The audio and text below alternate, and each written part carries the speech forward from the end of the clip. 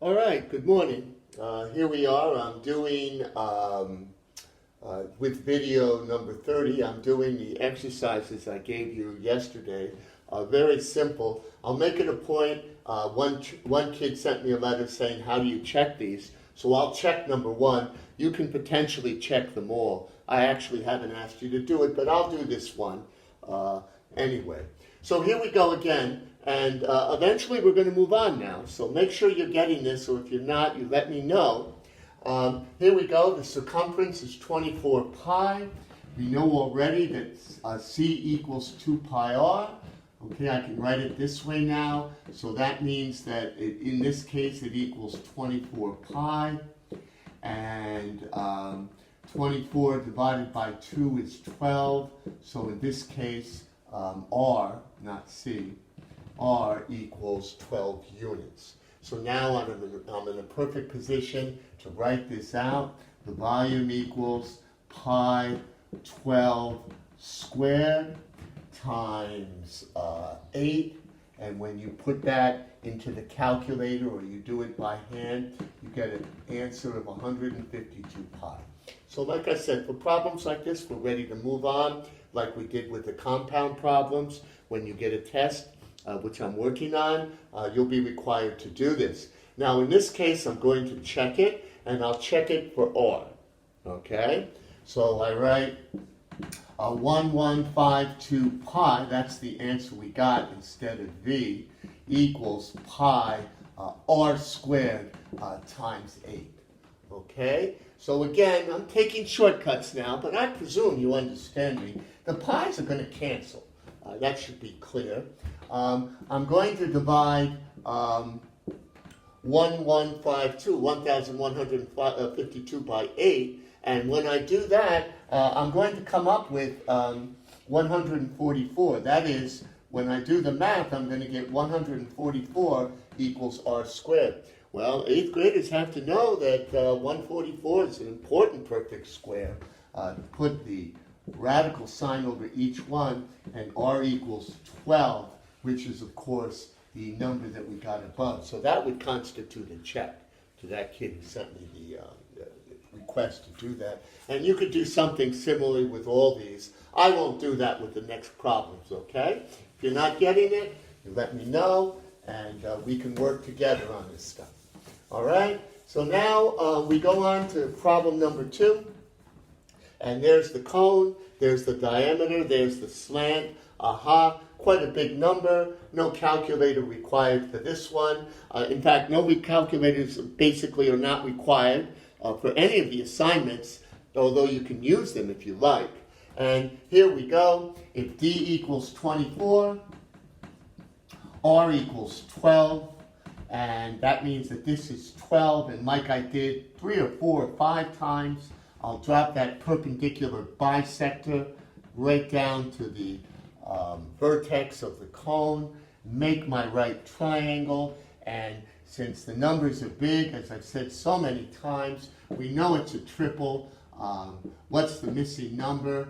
16, because that's just dilated. If I divide by 4 here, it's a multiple of 4, 3, 4, 5, right triangle. It's been explained to you so many times, so I thought I'd do it again. So that means the height is 16. Now we're in great shape. The volume of a cone is 1/3 pi, and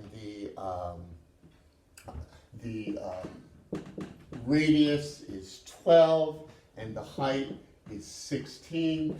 So then I just make a little substitution there, and 4 times 12 times 16, so it'd be pi times 48 times 16, and when I did that, I came up with 768 pi.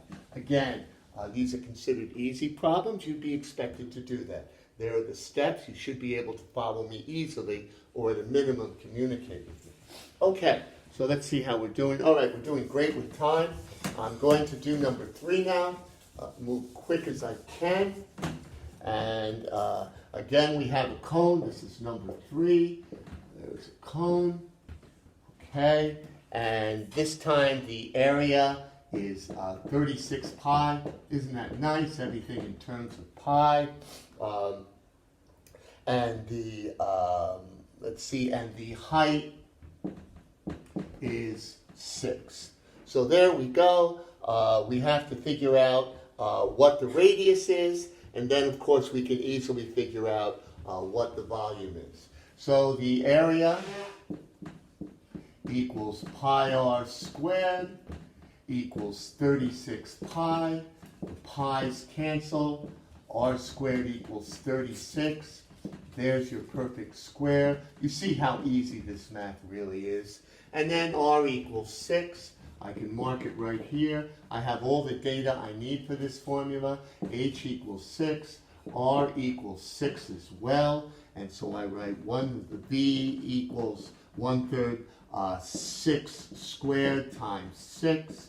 And there we go. And without any trouble whatsoever, there's the pi which I omitted. Without any trouble whatsoever, 6 squared times 2 is 72 pi, or however you figured that one out.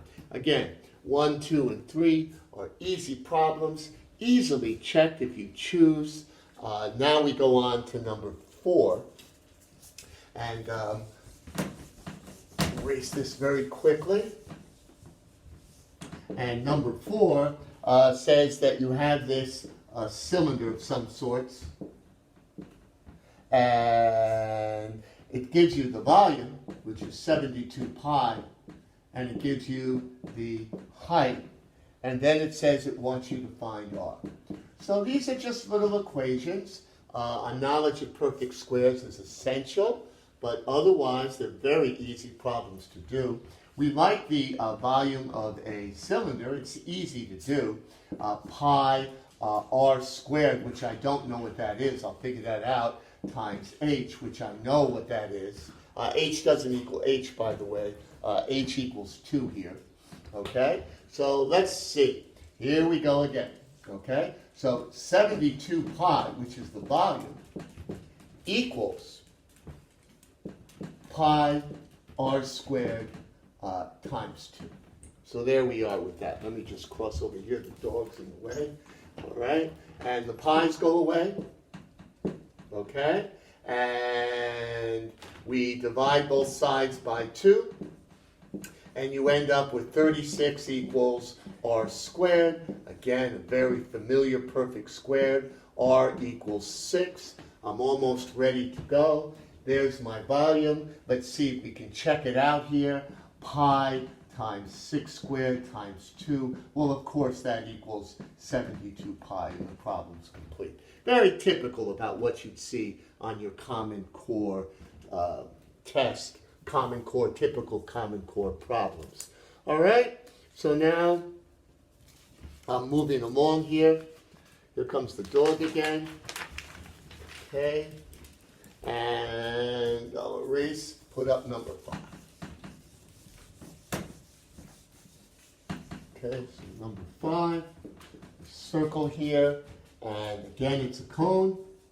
Cones are more difficult to do.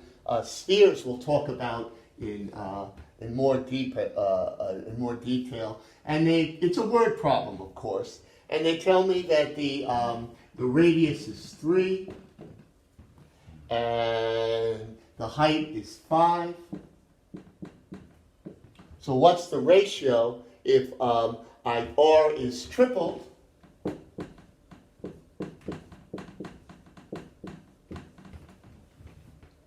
And h, of course, since it's not mentioned, h remains the same.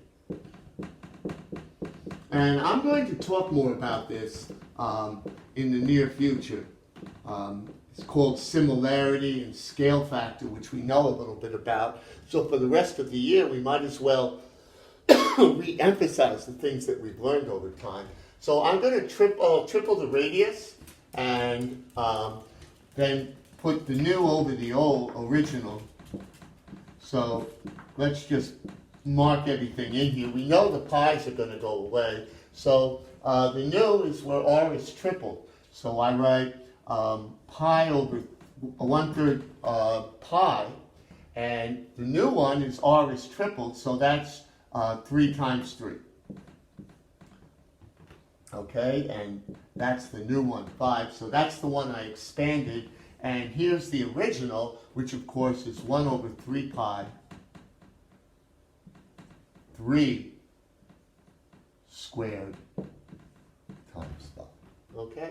And this turns out to be such an easy problem, and in a way a kind of an important problem too. Let's just do it.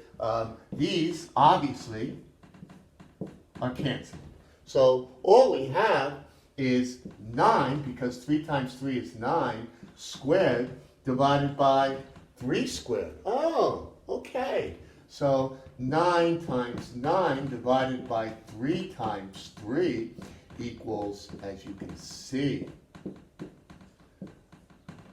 a 9 to 1 ratio. Okay? So that's what happens when you triple the radius and you keep the height the same. The ratio of the volumes to the new, to the original, is going to be 9 to 1. And we're going to explore that idea a little bit more because it's going to come up on the test that I plan to give you. All right, we're running over time here. I will get ready for the next video doing the other 2 problems that I gave you.